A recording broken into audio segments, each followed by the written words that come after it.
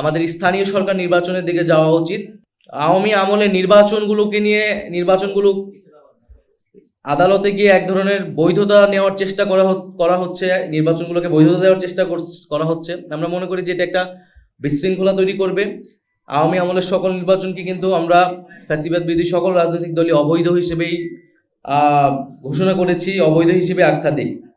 ফলে সেই নির্বাচন নিয়ে বিশৃঙ্খলা তৈরি করার চেষ্টা না করে আমাদের স্থানীয় সরকার নির্বাচনের দিকে যাওয়া উচিত।